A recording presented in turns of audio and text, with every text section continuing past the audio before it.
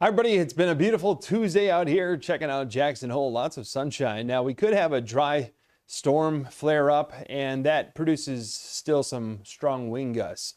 So be aware of that. Even if you see something off in the distance, that you could be hit with just like sort of this rogue wind gust coming through. Because as the rain falls, technically from the storm, it is evaporating through the dry column of air that cools it down, the air. Just like the sweat does on your skin, it evaporates and cools off your skin.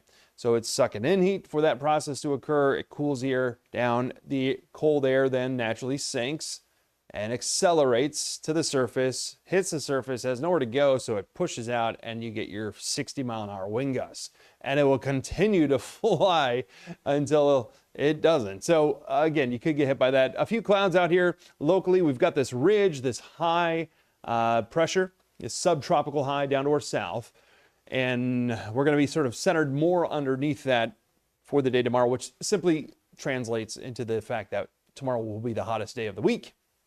Then we have a cold front coming in from the Pacific Northwest that's going to trigger off some showers and storms starting maybe as early as Wednesday night, but into the day Thursday and maybe lingering into the day Friday, and it will cool us off starting Thursday, but the coldest day will be Friday.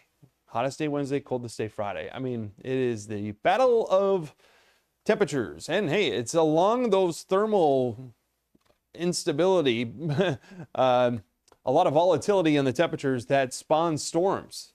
Hence the reason we've got some storms in the forecast. So we have a general thunderstorm chance. Wednesday, again, dry thunderstorm. And then Thursday, we could actually get some rain out of this. Maybe picking up around 1/4 of an inch to 1/2 an inch. A little bit more off to the east. Going to get a marginal risk of an isolated severe storm across Nebraska on Thursday. We certainly could as well. It's not a high-end event or any of that sort. Just some of your daytime storms getting a little frisky. Hard to talk. Okay, here we go. Thursday. Looking at low temperatures out the door. We'll start things off around 55. You think, oh, it's not that hot. The average morning low is 55. How about 51 in Medicine Bow and 58 in Casper and Torrington at 59? Well, zoom. Here we go.